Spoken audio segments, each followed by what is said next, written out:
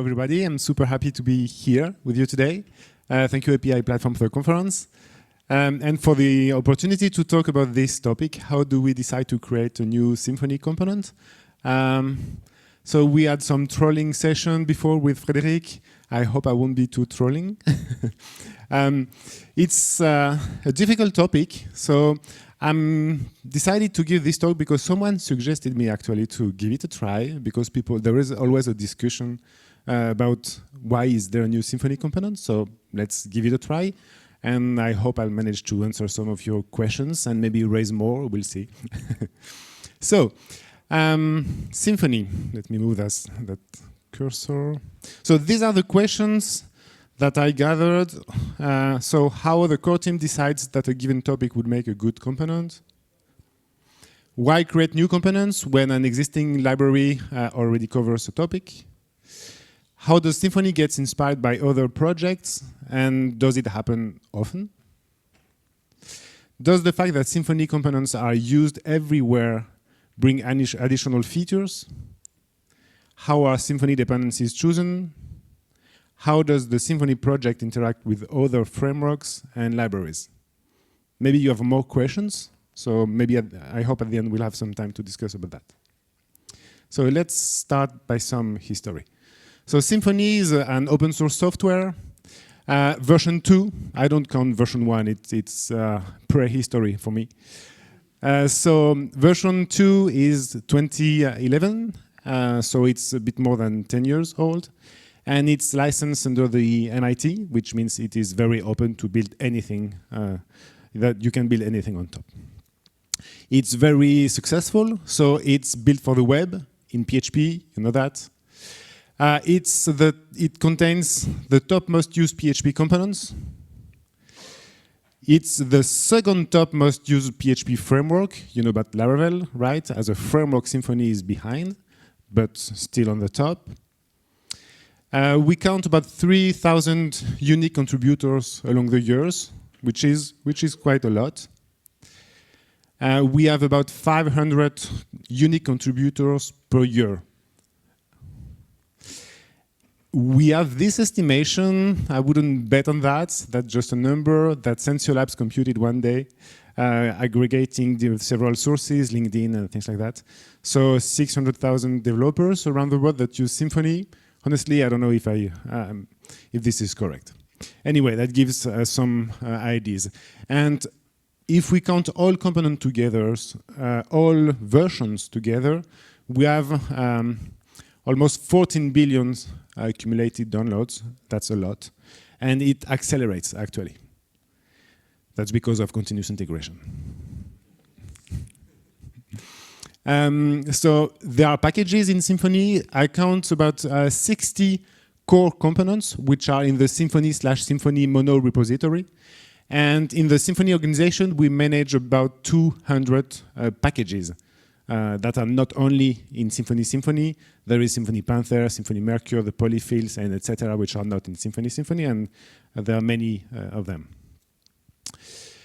So let's go so year after year to see what we did in Symfony. So 2011, that's Symfony 2.0, and then Fabien arrived with a team of passionate developers, and they published this set of core components to solve the HTTP problem using PHP. So BrowserKit, config, DI, CSS selector, YAML, form, HTTP kernel, process, routing, serializer. I missed some. You know all of them because they are core to Symfony applications and core to many non-Symfony applications. Console is everywhere and things like that. So I won't talk about why Fabien created Symfony. I don't know. Maybe he had some free time. Actually, because he was passionate, I think, about the topic. He had this company. And I won't discuss about those. 2 years after, so Option Resolver just after, Stopwatch, this is to make the experience more consistent, like introducing the profiler, improving the form component. So we are still improving things to build a good core. And in 2013, there is INTL, property access, all the security subsystems, expression language. So there you see, this is again, improvements on the core. So I think this is really where the roots of Symfony have been laid out. And yeah, I won't discuss that because I think this is not controversial at all. This is Symfony, the core. So then, 2014, Fabian created the asset component to manage group of assets, basically, what you ship in the front end, so CSS and JavaScript, from the application point of view, so dealing with generating URLs, versioning hash versions, things like that. I created, so that's about when I joined the Symfony community. And I created some open source software before that that nobody knew because that was used only by me, right? That's fine. That's the case for many packages and Composer. And because I was there and I had created something called Patchwork Error Logger, I discussed that and I said, oh, let's make it a component. So this is how var dumper came. And you're using var dumper every day because you're using the dump function. And this is the result of this work. So I had written this component and I rewrote everything because the Symfony style is very different. And I'm not talking about the code style, I'm talking about the architectural style. So I had to rewrite everything, which is nice. And proved actually to be super useful.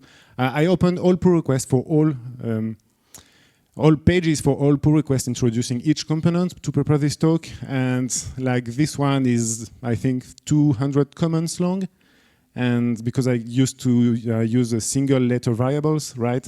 So I had a comment on every single of them. So that's a lot, things like that. So anyway, then 2015, LDAP component, a very small one. This one, the discussion was about, hey, we need to connect security to LDAP backends. Should we make that into security or should we build a new component out of that? And actually they figured out at the time that this was generic enough. There was nothing specific to security, so they made a small component. Property info. This one has been created by Kevin, right? To deal, I guess, with some API platform things in preparation. That's also when I contributed the polyfills, so that's not in Symfony, but that's also something that comes out of my previous involvement into open source, so Patchwork UTF-8, which is this UTF-8 code-based library that I wrote when I was bored, and that ended up being split into the MB-string polyfill, the iconf polyfill, and things like that. So that's one way to create a component. I'm trying to answer those questions, why did we create component? And by providing historical perspective, that can give you some hints. So there, it's just me coming there and contributing that because of past work. And that's the same for Kevin. You had something on your own, and at some point you wanted to make it more mainstream, and you contributed that, and that's how the component was created. So polyfill is also something that was missing in the PHP ecosystem. So JavaScript already had polyfills, and we were having some progress, innovation, and missing some kind of portability for MB-string. If there is no extension, how do you spread your work, and how do you build on top of MB-string if you cannot rely on it being there or not? So you use a polyfill, that's the answer. And for all polyfills, that's the same idea. So, workflow. The workflow component has been introduced by Grégoire Pinault. He's not on the slide. I missed adding him. But this is a work from Fabian, actually. He started working on that, and at some point he said to Grégoire, can you have a look? I don't have the time to look at that. And so he contributed that to do what you do with workflow today, which is putting business logic and business rules in a structured way. So you know, workflow, this is useful for many use cases like e-commerce applications, obviously. The cache component. The cache component is PSR6. So PSR6 has been released at the end of 2015, and just after we created the cache component because we needed a cache. We need a cache in every web application at some point. At some point, you want to put things in an application cache, and so we badly needed that. We actually waited for PSR6 to be ready. We really wanted to have one, caching component. But because there was this discussion in the FIG group, we decided to wait a few years because it took some time before we created our own component. When we create a new component, there is always an existing package to cover the domain, always. There are so many application developers, passionate people. We create packages all the time. So I listed on the right of the screen the existing things at the time. So my work, but for var dumper, there was Ladybug. Ladybug is not existing anymore. Kevin, you had your work on property info. So Finit, Johan, is a project that is a state machine. And so this relates a lot to workflow. This was mentioned in the pull request, introducing workflow. And by the way, if you look at this pull request, you'll see that why did we decide to create a new component? Because this is a domain that many people need, and also because the existing library, in this case Finit, was built on a stateful design. So the object, the workflow object, was holding the state of the workflow, knowing in which state are your objects, using some state inside this object, which means we could not use that in Symfony application as a service. So a workflow had to be, if you use that, has to be an object inside maybe your entities at some point, because the entities have the state. And so you would use that inside your entities instead of outside, which is what the workflow component provides. So new design, different way of seeing the solution to the topic, new component. On the cache topic, there is, and there was, because it's deprecated now, Doctrine Cache. There was also Stash. And Doctrine Cache has been created to fit Doctrine's need, so they don't really care about interoperability, and they don't really care about covering the use cases of Symfony, so we couldn't rely on that. And Stash was another project, completely standalone, building a complex set of adapters, abstractions, architecture, and we could not build Symfony on that because it would have been too involving in terms of maintenance. If you build something on top, if you build Symfony on top of, let's say, Stash, it means you need to coordinate, to communicate a lot with the maintainers of the dependency that you have. And this is something that is very, very costly to do. So at some point, we cannot build on things we don't have control over, because it means we wouldn't be able, for example, to enforce the backward compatibility promise. If we do that for our own code, but a dependency forces a backward compatibility break because they do follow their own policies, that doesn't fit, right? And so the promise would be just broken because of transitive dependencies. So that's a major reason to create a new component. So 2017, Fabian wanted to work on what is now Symfony Flex and creating the new Symfony Skeleton experience. And to do that, so that's the time also where the 12-factor manifest, right, came out, where using env variables was going mainstream. That is the way application should be deployed, using environment variables. And for development, we all need this .env file to be able to work quickly without using real environment variables, which are not convenient enough.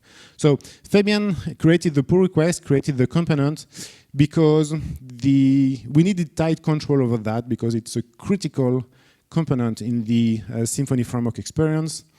And because also the existing libraries were covering either not enough or too much of the topic.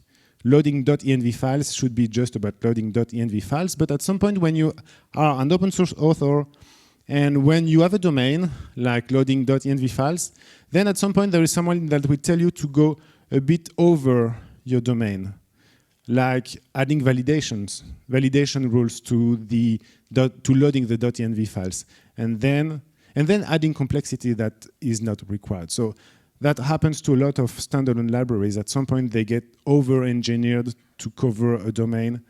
And it means that when you build on that, you have too much things. You have too many things in the vendor directory, and it means there is going to be some instability because there are going to be backward compatibility breaks and maintenance work happening on things that you don't care about at all.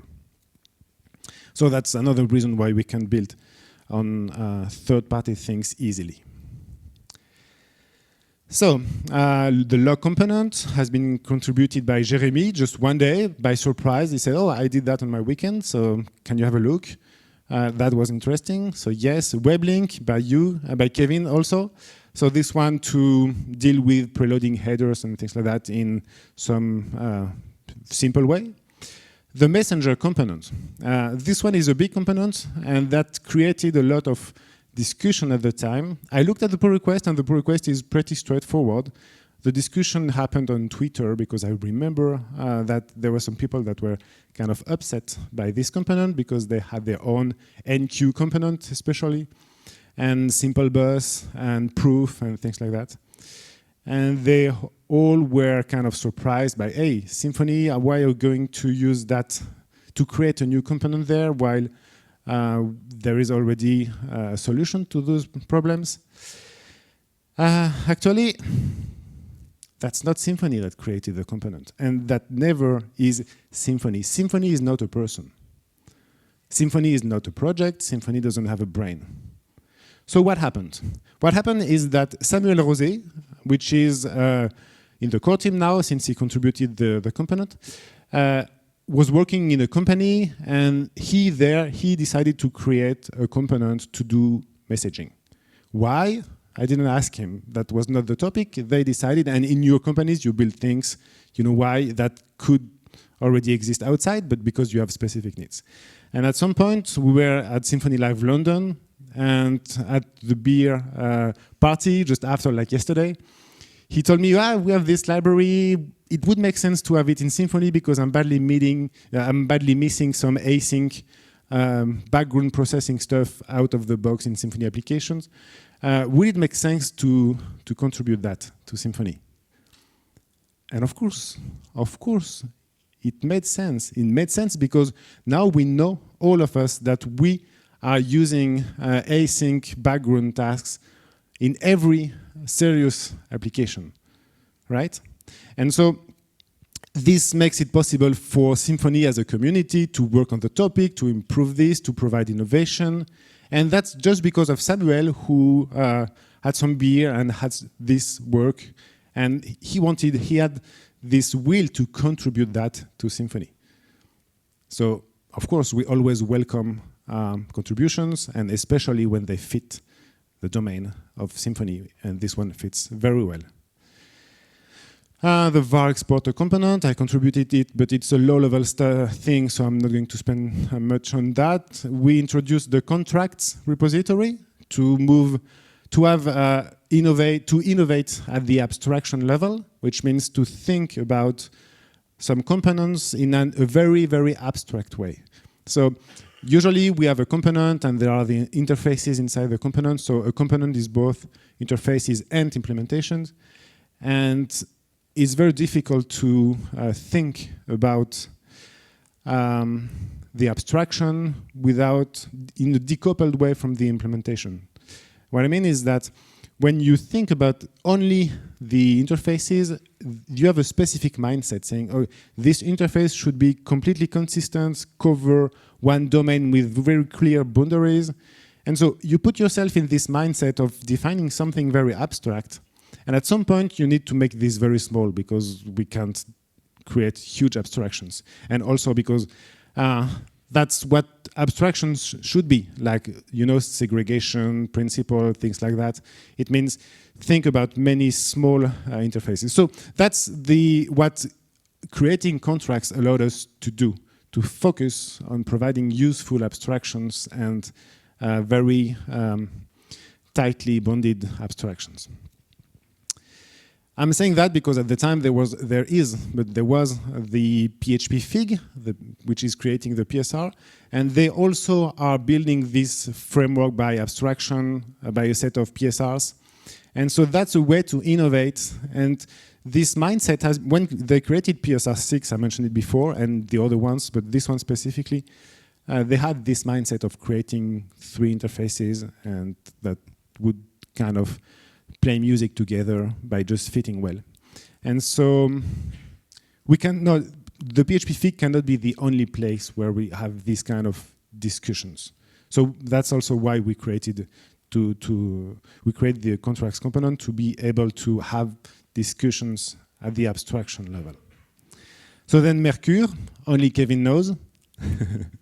But okay, yeah, that's of course, that's because pushing messages to the browser and to other things is a need we all have. And in PHP especially, this was a non-solved problem. So Mercure is the solution that Kevin contributed, and thanks to you, that's a great piece of innovation again, and the value proposition is great. Panther, because browser automation, we all need the functional tests, and this one is integrated with the BrowserKit API so that it fits very well into existing Symfony test suites. Encore is because, of course, there is the front-end world and we cannot ignore it. So we have to figure out a way to build JavaScript and integrate that into Symfony. There used to be Ascetic. I don't know if you remember. Some of you do remember about Ascetic. So that was something that was coded in PHP. So we had a JavaScript bundler coded in PHP. And at the time, I remember, I contributed to this mindset. Everybody wanted to have their tool in their technology. So I wrote a JavaScript minifier in PHP. Right? Of course, it's dead now. I'm super happy that I didn't migrate or upgrade it to support ES6 or things like that. That would have been impossible, of course. And that's the moment where the industry realized that, or had to adopt many technologies at once, and the complexity increased a lot, because that's the drawback of the current approach, complexity. So we had to. We didn't have a choice because the useful stuff was written in JavaScript, or is written in JavaScript to bundle JavaScript. 2019, Mailer. Mailer is the replacement of Swift Mailer Bundle, right? So I don't know if you know the history of Swift Mailer Bundle, but someone, I don't remember the name, created Swift Mailer a long time ago. At some point, they said, I'm going to stop working on that. I have other things to do. And Fabian said, I'm going to be the one taking over maintenance. So that's what he did.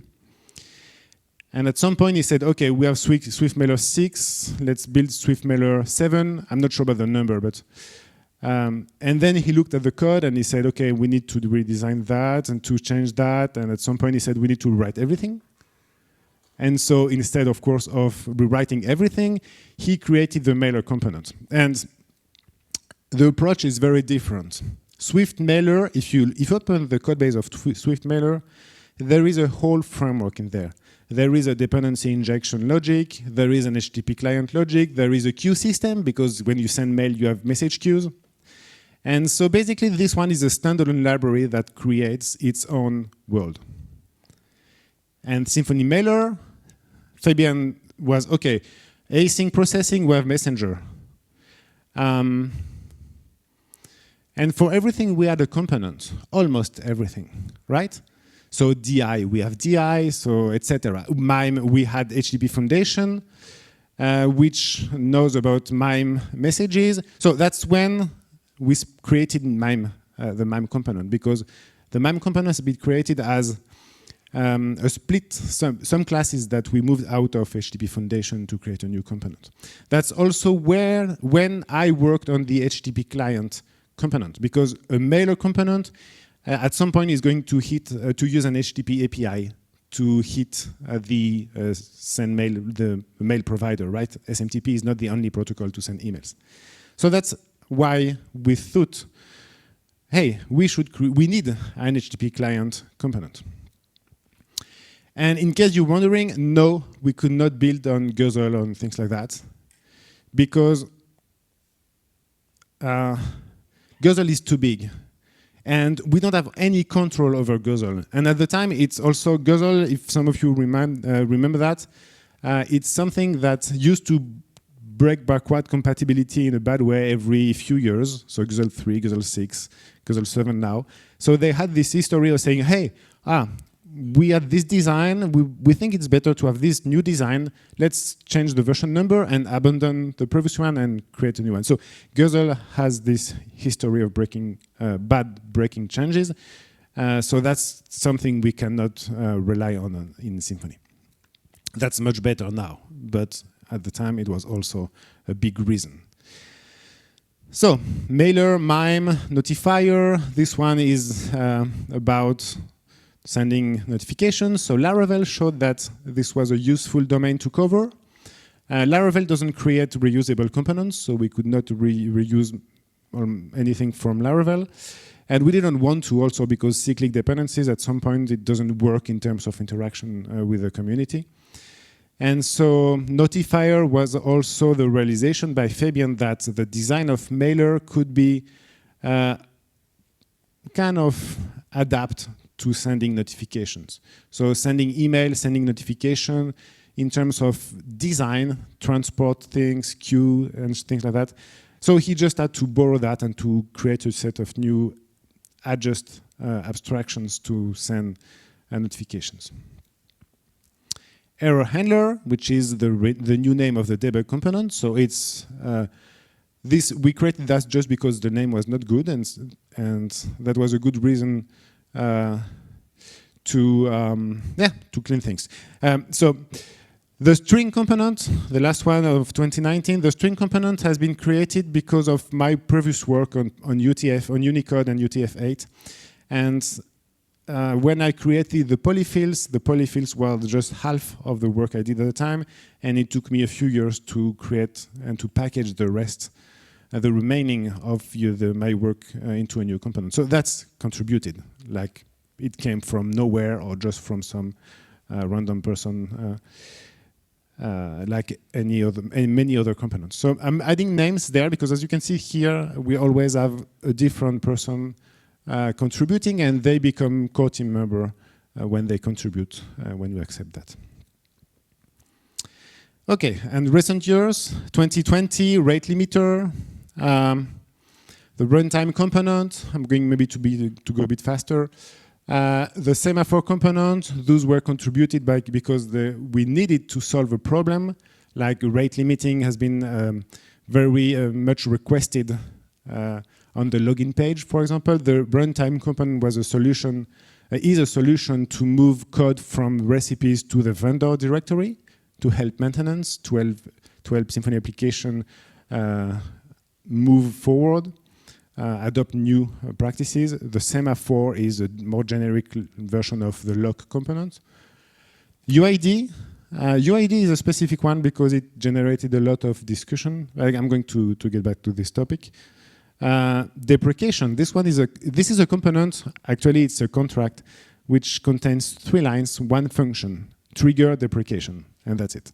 And the implementation is at trigger error, the message deprecated, something like that. And so this is a component that creates an abstraction or a generic way to trigger deprecation in the code. And you know that Symfony lacks deprecating bad things a lot, so we have a lot of processes around that, and so it's kind of critical. Front-end UX stuff. So this has been contributed by Titouan Galopin, who figured out a way to integrate the front-end technology into Flex to make it more seamless to add new JavaScript dependencies and wire them automatically, which is kind of a great achievement. HTML sanitizer, again, Titouan, because of his work in his company where he has HTML forms like rich content editors in the UI, and he needed something to filter possible XSS or things like that in a simple way. Password hasher, which has been extracted out of Symfony Core, and the new one, which is not released yet, which is the clock component. Okay, so that's the history. So I'm going quickly on that. Cache.env, this is, I'm going to read some reactions when we created those. So cache.env. if the goal is not to replace any existing cache libraries, why build another cache library? The goal of PSRs, because people were saying, hey, there is PSR 6, there are a few implementations of PSR 6. And so there's someone saying, okay, the goal of PSRs is to allow several implementations with different philosophies, not to standardize on only one. So now this is about .env. At first I wanted to, so this is Fabien.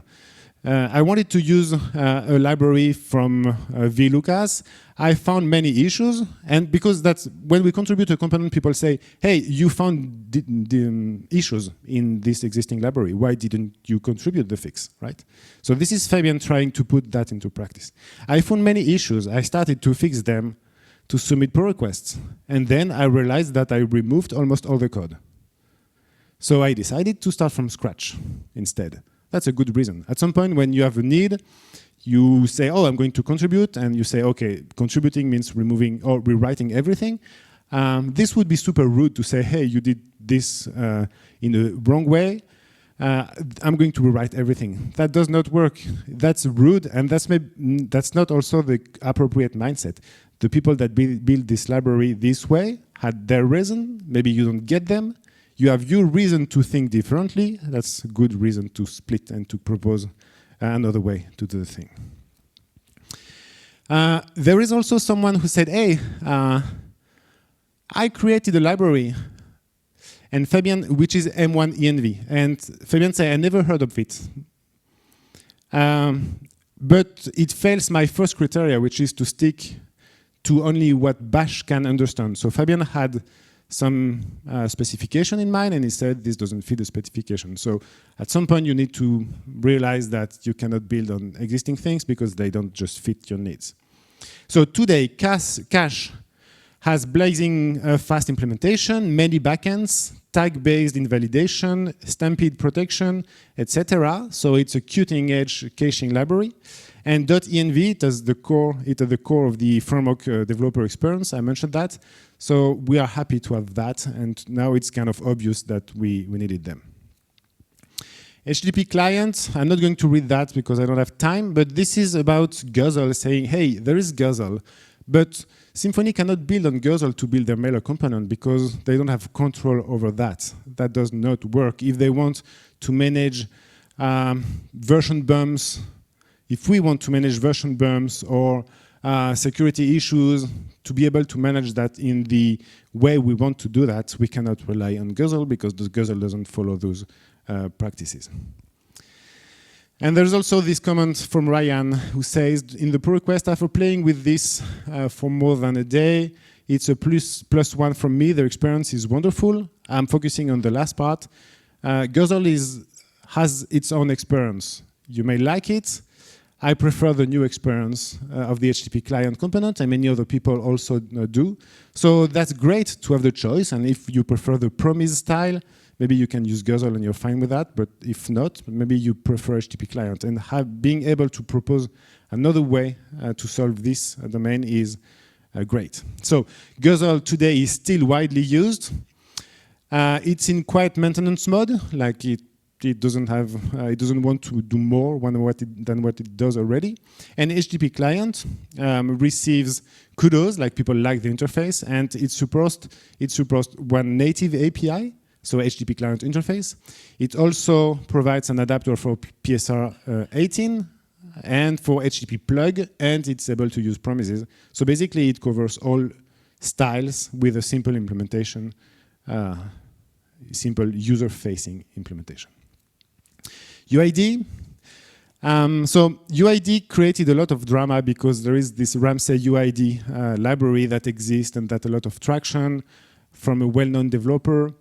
And so I'm going to quickly, but this is a rant saying, why are you creating that?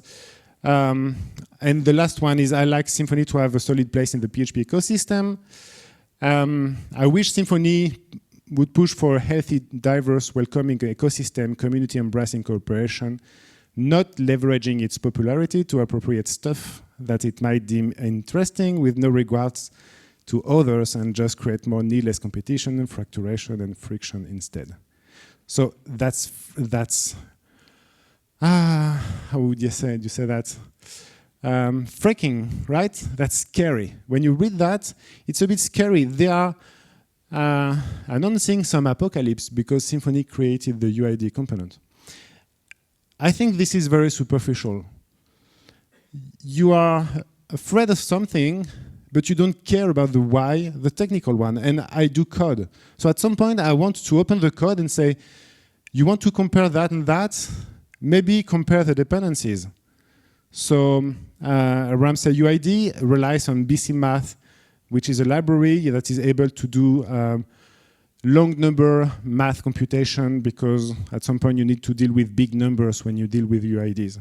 And so there is a whole framework to compute big numbers that has adapters for GMP or a few other C extensions. So basically there's a framework inside Ramsey UID to do an addition of two big numbers.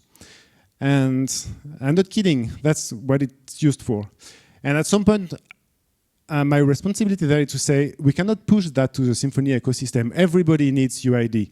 But it wouldn't be responsible to say you have only one solution, which is to get that many dependencies for no reason. To do an addition, you need 10 lines of code, right? So there is a method in the UID component that does this big number addition, and that's done. So what matters is today, Ramsey UID is still widely used, and Ramsey is still working on that, providing his vision of what UIDs should do. In UID, we have ULIDs, which are very nice unique identifiers. We have UID version 6, 7, 8. We have service factories. We have tight integration with the Symfony framework. So basically, it's a new proposition on the table that you can use to deal with that. And if you are fine with the Ramsey UID, or if you prefer that, or if you have more advanced need, it's still on the table. So nobody was hurt in the process, nobody is suffering, except maybe the people that anticipate the drama. But it's mostly about anticipating a drama than having a real problem. At least I don't see the problems that is announced in such messages. And the last one is about the clock component. This is very recent, so this is in June. Framework imperialism. This one is about Frank, who says he's sad about that, and Symfony keeps suffering from the not invented here syndrome. I honestly don't know what this means. So this is emotions. These are emotions. At some point, I compare things from a technical point of view. And on the topic, there is Taylor that is kind of helping us or jumping into the discussion. He says, without any reading about why Symfony is doing the clock component, I would say they did that because it's trivial, and it is trivial. There is one interface, 3 methods. They are super simple to implement.